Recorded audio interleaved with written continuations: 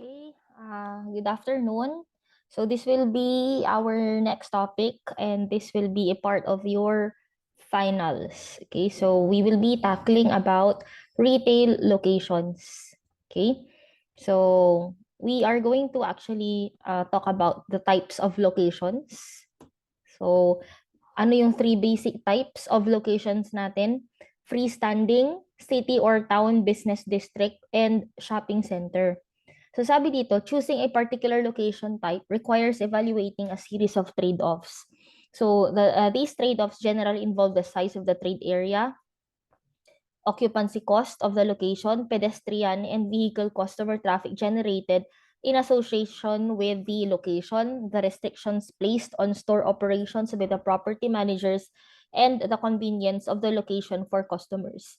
So, ibig sabihin yung mga trade-offs na yan yung mga kailangan yung isipin or i-weigh down ano ba yung mas priority, 'di ba? Kasi nagkakatalo naman diyan. For example, ang isang type ng location ay medyo mahal pero maraming traffic na ma-generate. Samantalang yung ibang locations naman, mura nga siya pero medyo hindi masyadong matao. But of course, it still also depends on your strategy, 'di ba? Kahit naman na hindi matao doon, let's say for example, the shops in De Venecia Road such as Bose Coffee, right? Hindi naman siya masyado talagang matao ni wala ngang jeepney lanes doon. Pero kasi ang strategy niya ay ma-target yung, of course, mayroon siyang maluwang na parking. So, medyo pricey nga din yung products and alam naman natin ang target nila, ang strategy nila ay um, makuha yung mga working people or professionals na afford yung mga sasakyan, parang ganun. You just want to unwind or those people or business people na gusto lang focus sa paggawa ng presentations or have a business meeting doon sa location na yon. So again, it still depends. Yun yung mga trade-offs again. Yun yung mga kailangang isipin kung when you're going to choose what type of location would you like. Okay, so the trade area is the geographic area that encompasses most of the customers who would patronize a specific retail sale. So let's take a look at that one. Exhibit 7-1, types of locations. And this was in 2009. Medyo outdated. So this was just taken from your textbook. Okay. So we have freestanding urban locations. So these are unplanned areas and you can take a look at the square feet. It varies daw. Trading area, annual occupancy, shopping convenience, pedestrian traffic. Shopping convenience, gaano ka-convenient. Pedestrian traffic, gaano kadaming tao ang dumadaan. Vehicular traffic, ganun din po sa cars, private vehicles, and public vehicles. Restrictions on operations. So, they can do anything ba or limited lang.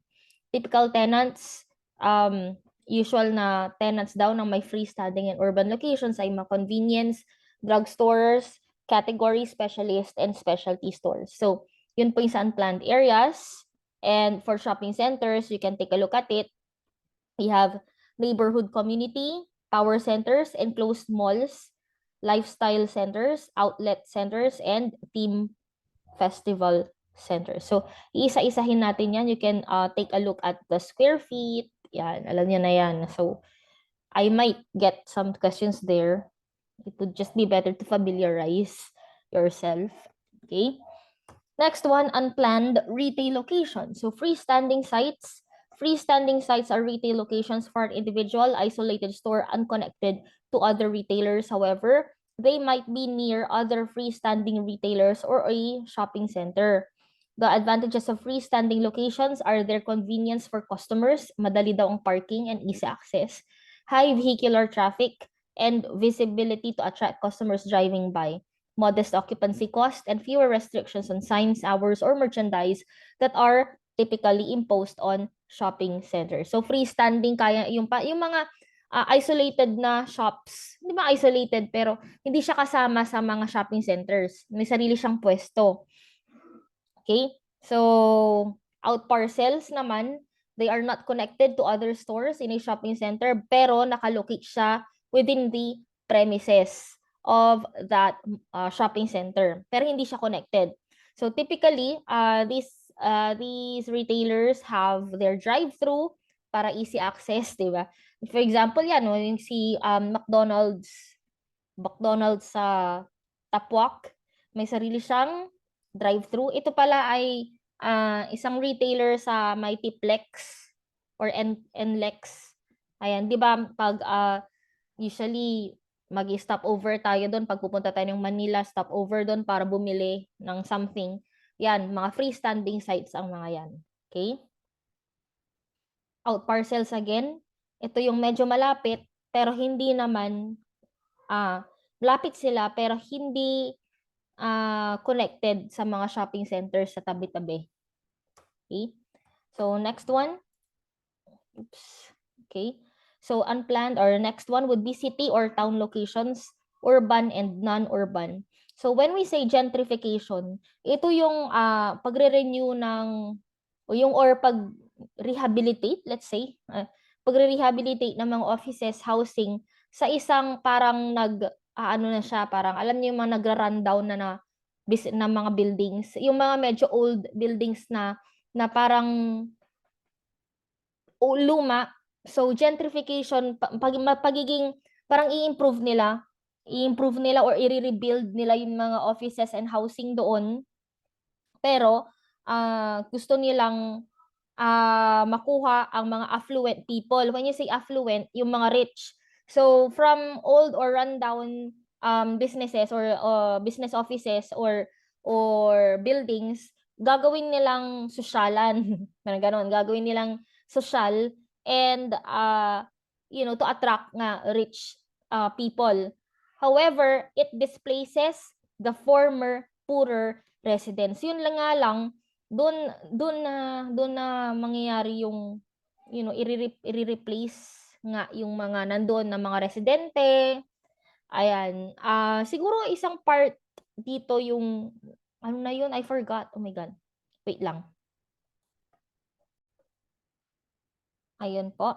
So, I can give an example about, the Divisoria Mall, right?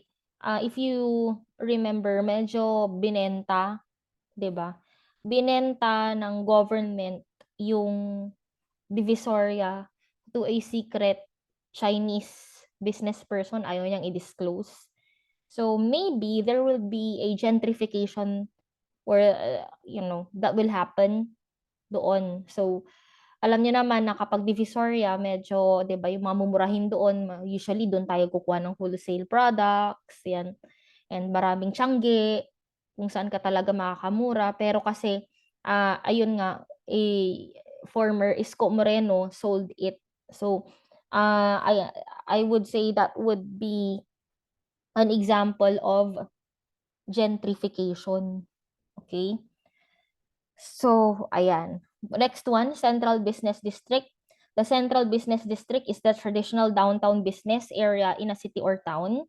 So, ito, very, ang tawag dito, very easy. Downtown, kung tutuusin sa Dagupan City, yung downtown district natin, yun ang Central Business District ng Dagupan City. Whereas for the Main Street, it refers to the traditional shopping area in smaller towns or to a secondary business district in a suburb or within a larger city. So, examples, malamang dito yung mga poblasyon natin. Malamang mas maluwang ang mga main streets sa US or sa ibang bansa. So, I could just localize an example. I might give our poblasyon, our bayan, poblasyon barangay dito sa ating bansa, 'di ba? Usually 'yun yung business district ng mga mas maliliit na towns. Okay? Okay. So when you say inner city, the term inner city ito ay sa United States, okay? It refers to a high density urban area that has higher unemployment and lower median income than the surrounding metropolitan area. So there is this right of eminent domain. So Ano ba yung right of eminent domain na yan? Ito yung power ng local or local government, to take private property for public use. As long as the government pays just compensation, the government can exercise its power of eminent domain even if the owner does not wish to sell his or her property. So, ayan ang ibig sabihin ng eminent domain. Ibig sabihin, may karapatan ang government, ang ating state, na gamitin, kahit na ang isang private property, gagamitin ng gobyerno para sa public use kung kinakailangan. As long as bibigyan nila ng just compensation or syempre babayaran nila yung individual na yon, yung may-ari ng lupa na yon or building. Okay? That is eminent domain. So, ganun ang nangyayari dito sa mga inner cities daw sa US. So, a shopping center, ayan, lang. Okay. So, ayan. Okay, so moving on to shopping centers naman, this is the second or this is the next type of location, okay? Or yeah, shopping centers. A shopping center is a group of retail and other commercial establishments that are planned, developed, owned, and managed as a single property. By combining many stores at one location, the development attracts more consumers to the shopping center than would be the case if the stores were at separate locations. So, very easy. Of course, we have been to malls or shopping centers. So, when we say shopping center, meron mga major retailers na tinatawag, and ang tawag doon ay anchors. So, examples of anchors would be like that Ace Hardware, Levi's, Photoline, ayan, Go, Classic Savory, yan, mga yan. Cinnabon, okay? So, the shopping center management maintains the common facilities and magkakaroon sila ng kontrata about sa common area maintenance. So, may mga lease agreements na tinatawag, yun nga, para magkakaroon ng kontrata na in exchange of, lease or leasing the space in that mall, 'di ba? Pwedeng kailangan may agreement as to their contribution or paying of portion of the CAM cost. Ano yung CAM cost? Common area maintenance, yung pagme-maintenance daw ng mga security, parking lot, and so nakadepende yan sa usapan nung mall at saka nung retailer. So for the lease agreements, okay, the CAM costs can depend according to the size and sales or sales volume of the retailer. So again, and or. So pwedeng parehas, pwedeng isa lang, depende sa usapan. And also, malls can also place restrictions restrictions on operating hours, signage, parang dapat ito mall operations lang dapat by 6 o'clock or 7 o'clock close na kayo kasi magko-close na si mall ng 8, parang ganon. Okay? So, ayan po, lease agreements, ayan, nasabi na natin. And again, anchors are the major brands that would, or major retailers that would lease the shopping center. At actually, nakasalalay din sa mga anchors na ito kung tatangkilikin sila ng mga tao. Usually kasi, di ba yun, kapag hindi masyadong sikat din yung mga brand, parang ayaw na rin nating pumunta. Parang okay, sakto lang. Pero ibang-iba yung dating kapag malalaking anchors ang nandoon. 'Di ba? Robinson Pangasinan o Robinson's Place Pangasinan. Napakadami niyang anchors. SM, 'di ba? Lalo na ang SM Rosales. Ang ganda niya, ang daming pagpipilian. So, okay, we will be discussing that one or each shopping center po. Okay? Next one. Ayan. For the next one, we have neighborhood and community strip shopping centers. Simply put, ito po yung mga magic branches natin. Ayan, Magic Mangaldan, Magic Manawag, ayan. So, common layouts would be L-shaped or linear Common ay linear, L-shaped, and inverted U-shaped ang kanyang layout. Okay, historically, the term strip center has applied to the linear configuration. So, basic, yung unang-una niya talagang ang layout ay linear. Kaya nga, community strip ang tawag, neighborhood strip. So, okay. So, yan yung mga masasabi nating examples. Smaller centers are typically anchored by a supermarket or a drugstore and designed for day-to-day convenience shopping. Yeah, yung CSI Mangaldan, mayroong St. Joseph, ayan. Tapos ang yung kanyang CSI supermarket, ayun. The larger centers are typically anchored by at least one big box store, such as discount department store, and an off-price retailer or a category specialist. So, example ng mga big box natin, yeah, yung mga CSI hypermarket, ganyan, or SM hypermarket, yun. Mga malalaki. Okay. Next one.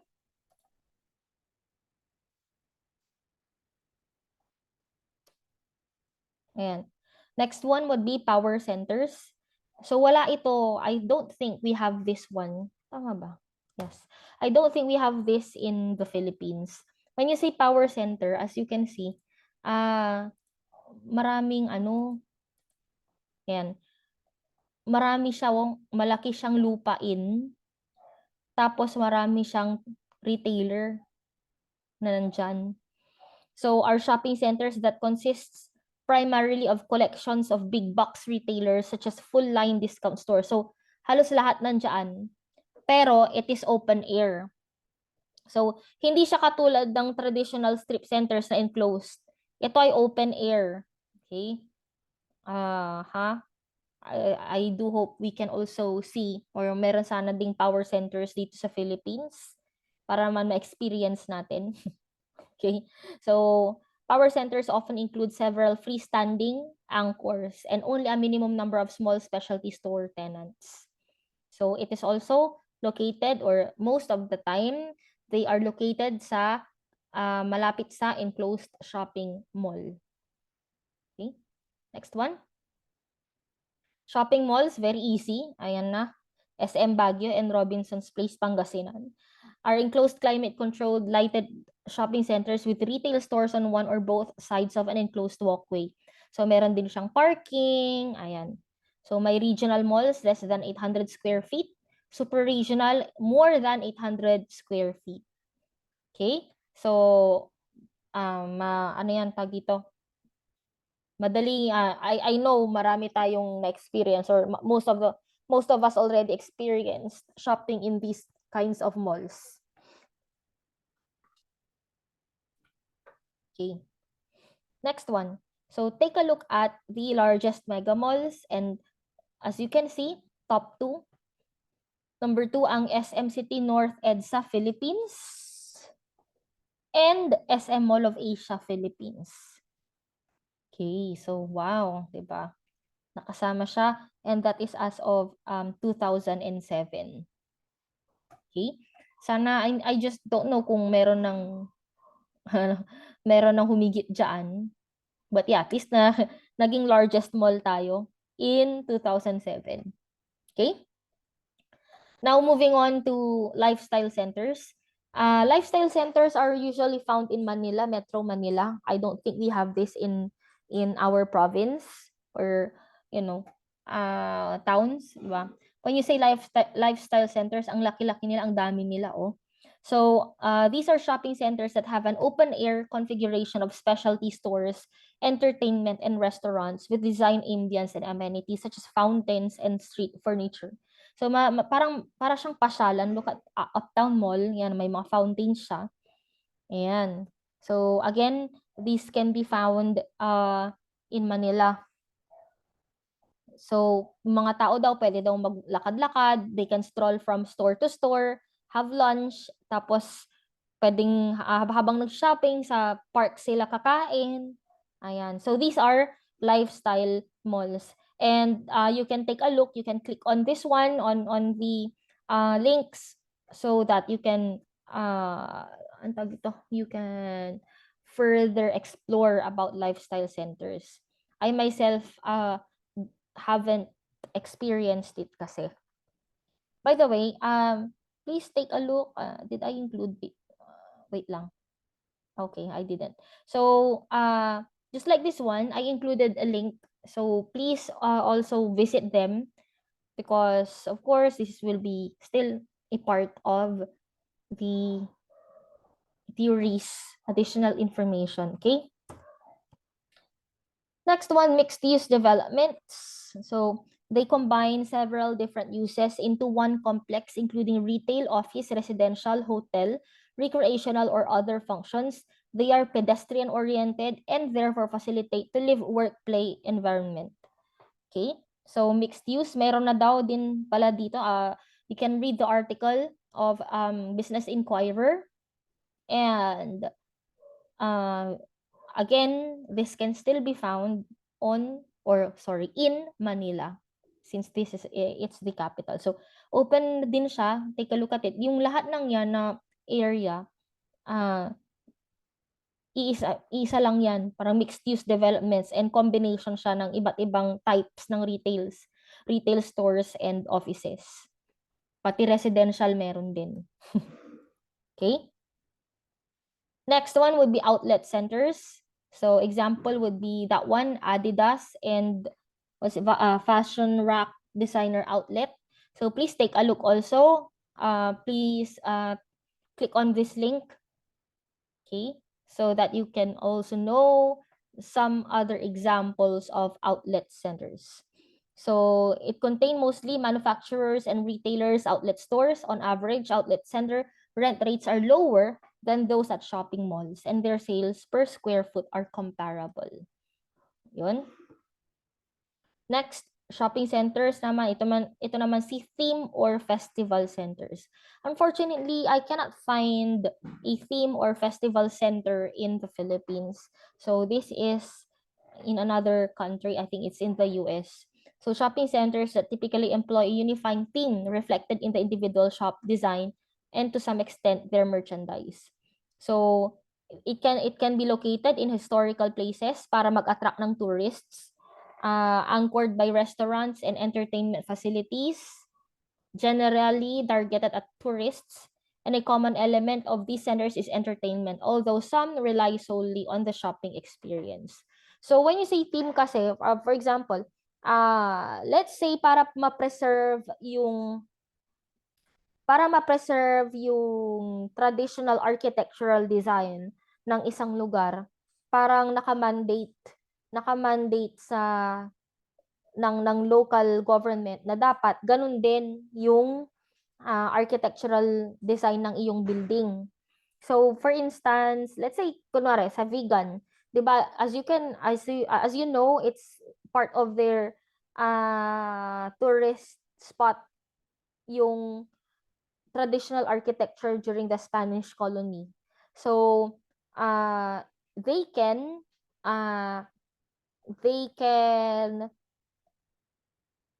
how do you call this one? Mandate the buildings in there. Kunwari, magpapatayo ako ng mall. Ayan. Gusto ko yung theme mo dapat, ang architectural design din ay Spanish colonial architectural design. So, ibig sabihin, that is an example of a theme or festival center. So, meron siyang tema. Hindi, sana do not confuse yourselves with theme parks. Iba naman din yun. Okay? So, unfortunately, I cannot find a theme or festival center in the Philippines. If you know something, if you know a retailer or a shopping center that has or that is a theme or festival center, please comment na lang po doon sa Google Classroom natin. Okay? Next one. Okay. Shopping centers. Ito naman, next one is a larger multi-format developments and omni-centers. Again, we don't have omni-centers yet in the Philippines. But take a look at this one. This is an omni-center. Lahat ng yan, yeah. Isa lang yan. Isang property lang yan.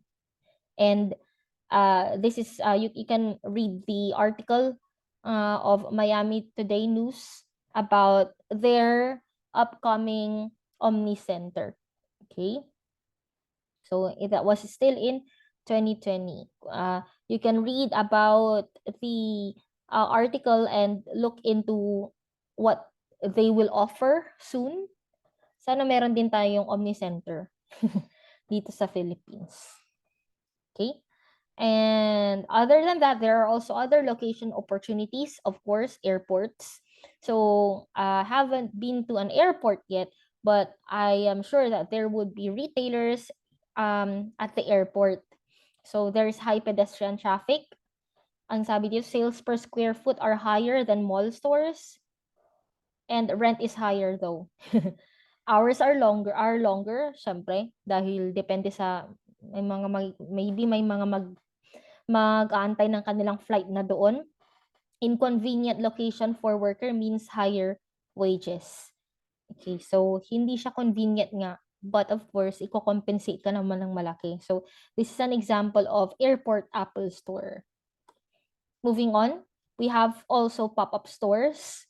So good for business trying to create little hype, good introduction for new stores, provide visibility for business, and additional sales during holidays and special events. So these are pop-up stores. As you can see, it's just temporary. Okay, pwede mo naman siyang okay, take a look at this one. This is a food truck.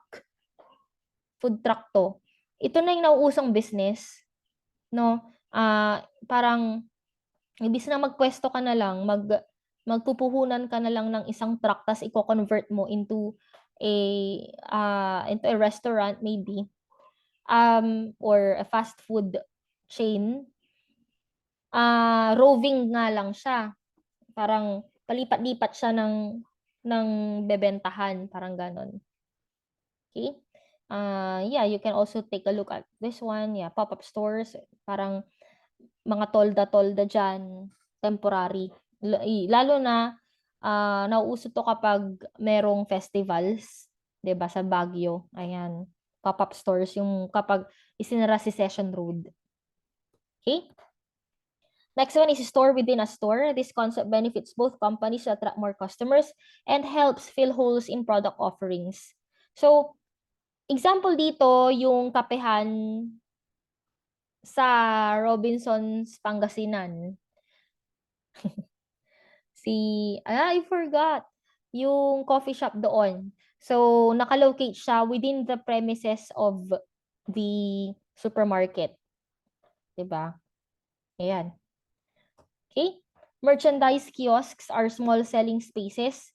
Small selling spaces typically located in the walkways of enclosed malls, airports, college campuses, or office building lobbies. So, ito yung mga nasa aisle. Merchandise kiosks ang tawag dyan. Pag sa malls, wala siya talaga sa pwesto sa gilid.